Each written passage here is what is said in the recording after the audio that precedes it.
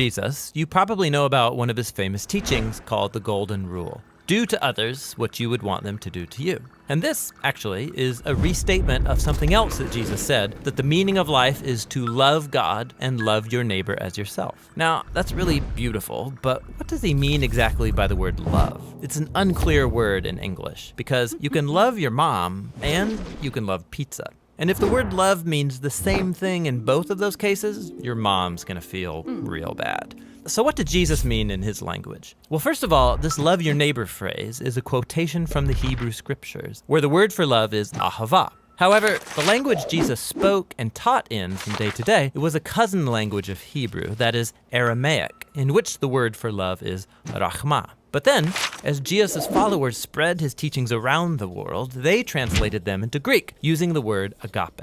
But here's what's fascinating. The earliest followers of Jesus, who wrote the books of the New Testament in Greek, they didn't learn the meaning of agape by looking it up in ancient dictionaries. Rather, they looked to the teachings of Jesus and the story of his life to redefine their very concept of love. So one time, Jesus was asked about the most important command in the Jewish scriptures. And he first quoted from the ancient prayer in the Torah called the Shema. Love the Lord your God with all of your heart. So love for God is the most important thing. But then Jesus quickly followed up by saying another command from the Torah was also the most important, to love your neighbor as yourself. So which is the most important, loving God or loving your neighbor? Jesus' answer is yes. To ask the question means you don't get his point. For Jesus, they are two sides of the same coin. Your love for God will be expressed by your love for people, and vice versa, they're inseparable. And so this makes it clear that for Jesus, agape love is not primarily a feeling for someone else that happens to you, like our phrase, I fell in love. For Jesus, love is action. It's a choice that you make to seek the well-being of people other than yourself. Jesus also went on to teach that genuine love for God and others means seeking people's well-being without expecting anything in return, especially from people who are in difficult situations, who can't repay you even if they wanted to. According to Jesus, this kind of generous love reflects the very heartbeat of God. And he took this even further. Jesus said that the ultimate standard of authentic love is how well you treat the person that you can't stand. Or in his words, you shall love your enemy and do good to them, expecting nothing in return. For Jesus, this kind of enemy-embracing love imitates the very character of God himself. Now, we wouldn't be talking about Jesus still today if he had only said things like love your enemy. This is how he actually lived. Jesus was constantly helping and serving the people around him in very practical and tangible ways. And he consistently moved towards poor and hurting people who couldn't benefit him in return. He showed love for the forgotten ones, the people who usually fall through the cracks. And when Jesus eventually marched into Jerusalem, he made himself an enemy of the leaders of his people by accusing them of hypocrisy and corruption. But then instead of attacking his enemies to overthrow them, he allowed them to kill him. Jesus died for the selfishness and corruption of his enemies because he loved them. After Easter morning, Jesus and then his followers claimed that it was the power of God's love for the world that was revealed in Jesus' life, death, and resurrection. As the Apostle Paul put it, God demonstrated his own agape for us in this: while we were still sinners, the Messiah died for us. Or in the words of the Apostle John, God's own agape was revealed when he sent his one and only Son into the world so that through him we could have life. And for John, then, this leads naturally to the conclusion, beloved ones, if that's how God has loved us, then we ought to show love for one another. So Christian faith involves trusting that at the center of the universe is a being overflowing with love for his world, which means that the purpose of human existence is to receive this love that has come to us in Jesus and then to give it back out to others, creating an ecosystem of others-focused, self-giving love. And that's the New Testament meaning of agape love.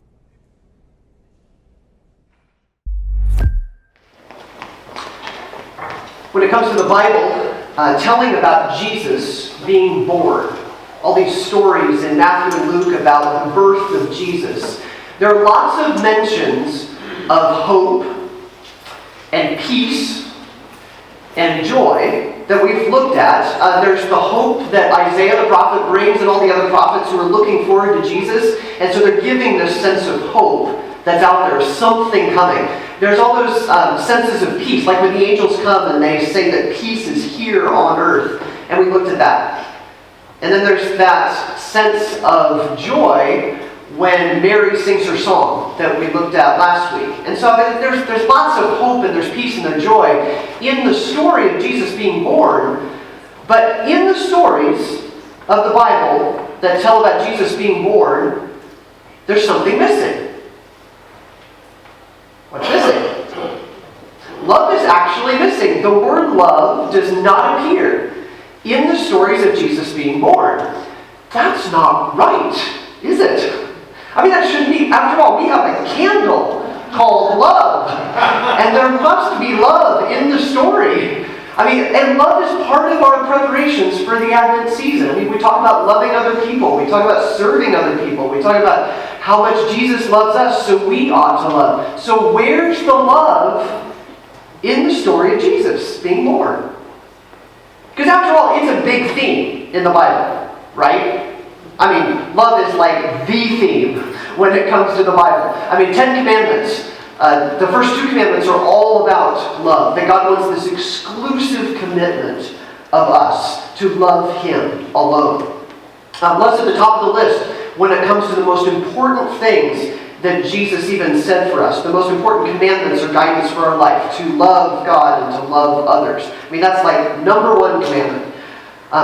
Love's at the core of everything that God has really done. If we know one verse from the Bible, if anybody knows one verse from the Bible, it's probably for God so loved the world. So that's a big deal. That's central. Love shows up over 700 times in the Bible.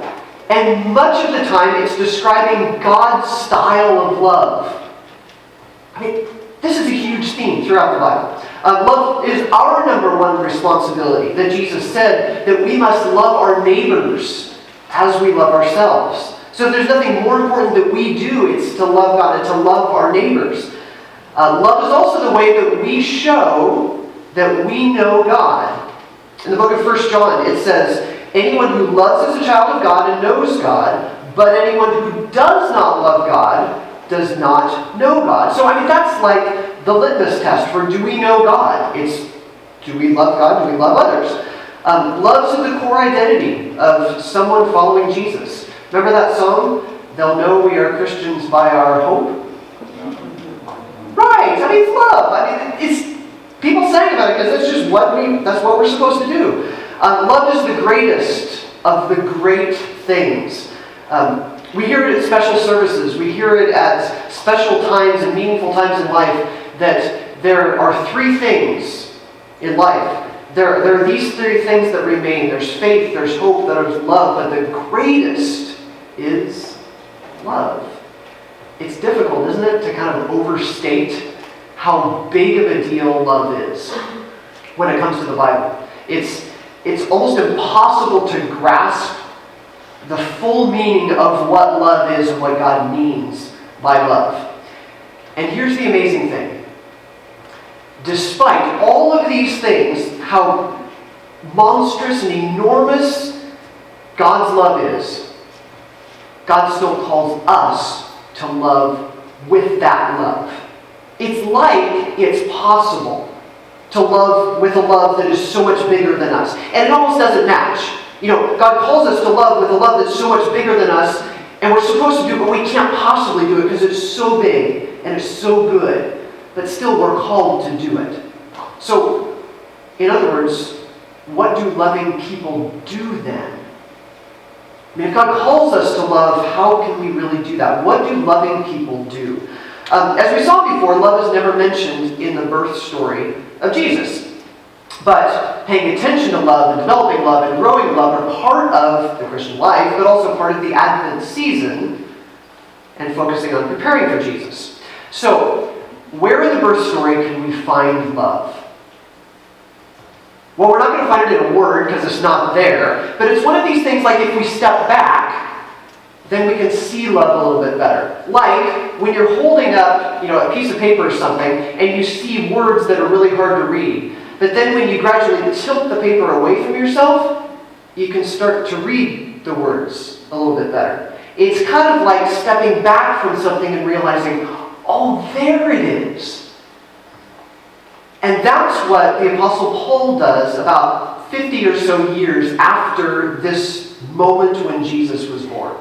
He's stepped back 50 years, and he's looking at this, and he's realizing it's all about God's love.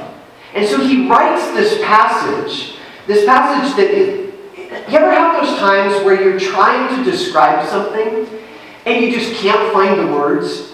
You're like, it was just so incredible, but incredible doesn't sound good enough. It was the most beautiful thing, but beautiful isn't good enough. I mean, you're trying to find the right words. You saw something that you're trying to show somebody else, and you can't get the words out. Or you're trying to communicate something that's like a feeling, but the words just aren't coming. You can't get there because it's so good, it's so challenging to try to grasp. That's kind of what Paul's doing. He's trying to find the words to be able to describe God's love. So he gives it a shot, and here's what he does. He says, I pray that from God's glorious, unlimited resources, he will empower you with inner strength through his Spirit. Then Christ will make his home in your hearts as you trust in him. Your roots will grow down into God's love and keep you strong. And may you have the power to understand, as all God's people should, how wide, how long, how high, and how deep his love is. May you experience the love of Christ, though it is too great to understand fully. Then you will be filled up to all the fullness of God. I mean, you kind of get the sense he's just, I mean, you can do this, but you can never do it fully, but you should try anyway. And he even makes up a word in the passage that doesn't exist anywhere else. He kind of, like we sometimes pull a couple words together to try to he makes up a word because he's trying to get across how amazing this love is, and he's just trying to get there. I love the words that he uses to describe, to try to grasp this. I mean, here's a bunch of the words in the passage that he uses to describe this. Unlimited and glorious and empowering and strength and home, hearts grow strong, power and understand, filled up. To me, these are grasping words. Just trying to capture the bigness and the fullness of God's love. And it all points to what do loving people do. So first thing I think he shows is that loving people have their roots in God's love, which is really Jesus.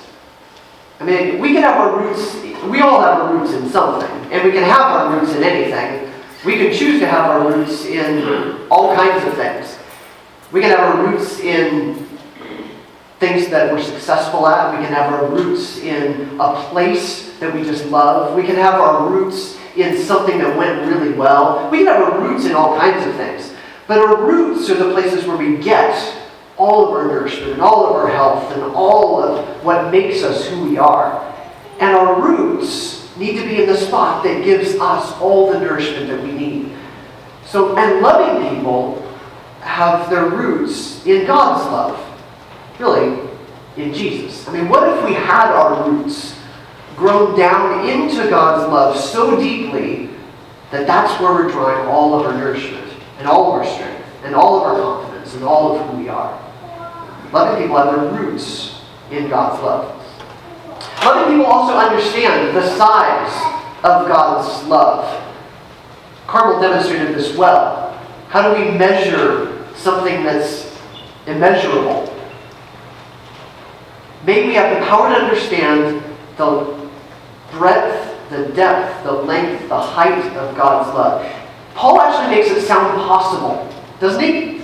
May you have the power to understand. Like, it could really be that we could measure God's love. It's possible. So try. He's not saying it's impossible, so don't even give it a shot. He's saying, may you be able to do this. That suggests it's our job to try to understand all the dimensions and the size of God's love. Well, how do we measure? How do we grasp the size of God's love? Well, we have to find it. We have to look at it. We have to interact with it. We have to analyze it. We have to think about it. We have to experience it. We have to understand something about God's love. Loving people also experience the love of Christ. May you experience the love of Christ, though it is too great to understand fully. Knowledge is good. Familiarity is good, understanding is good, but it's like experience takes it to a new level. It's like when you experience something and you're trying to get it across to somebody. Have you ever had kids? Well, you're never going to know what it's like until you have kids. Have you ever had pain? You're never going to have pain until you experience pain. We're never going to understand these things until we experience them. It's kind of like what we often say, oh, you just had to be there. Because when we're there, we're experiencing something. And when we're experiencing it with all of our senses, it's a whole new level of understanding that we can't just get from reading, or we can't just get from observing. It's experiencing something. May we have the power, may we be able to experience the love of Christ. What that suggests is that when Jesus came, when Jesus was born, Jesus took God's love from the realm of sort of understanding and knowledge and brought it to a level of experience. Because it became real in a person. Never before had God's love been that real where it was right in front of us. Paul says that's how real God's love can be to you and me because Jesus was born. It's like Jesus being born, this Christmas thing that we get to celebrate and we're getting ready to celebrate, is the launch pad for God to show His love to us. It's the beginning of being able to see it in a brand new way, to be able to experience God's love in a brand new way. May we be able to experience God's love totally differently because of Jesus. As someone also said, that which is absolutely necessary to know, in fact, surpasses knowledge. It's necessary that we know God's love, but it's too big for our knowledge. We're caught in the middle somewhere. We strive for it, we look for it, we try to experience it, we ask for it, we want to see it, but at the same time there's some dimension to it, and there's way beyond. There's always more to experience. Loving people can also be who God made us to be. Then you will be filled up to all the fullness of God. That's what Paul literally says. You will be filled up to all the fullness of God. This is what God has been doing ever since God started doing. God has been in the business of restoring us and fixing us and bringing us back and remaking us, filling us up back to where we were made. It's to be who God made us to be. It's kind of like in that famous Psalm 23 passage. You prepare a table before me in the presence of my enemies. My cup overflows. God is filling us up to overflowing. He's bringing us back to being filled up. Somebody came over to your place and they were thirsty and you said, well, would you like a glass of water? And they said, well, yes. You wouldn't just pour them like a little bit in the cup. You give them a whole glass of water. God is filling us up to be all of who God made us to be. And Jesus coming is filling us up into who God made us to be. Filling us fully into who God made us to be. So, what does it take then to do all this? What does it take to be this kind of loving person that God calls and leads and wants us to be? Well, what do we always say about pretty much everything around here? We say step in. Take a step. Take a step in one direction or another. Take a step in understanding and growing in knowledge. Take a step in whatever realm or whatever place makes sense for you. Because your step is not going to be my step, and my step is not going to be somebody else's step. We all have a step to take, but what's our step going to be? Is it reading the birth stories and seeing what is it that Jesus can show me that I've never seen before? Is it sharing that story with somebody else? Is it experiencing Christ's love in a new way and stepping out and taking a risk to be somewhere where we wouldn't be otherwise so that we can experience Christ's love in a different way?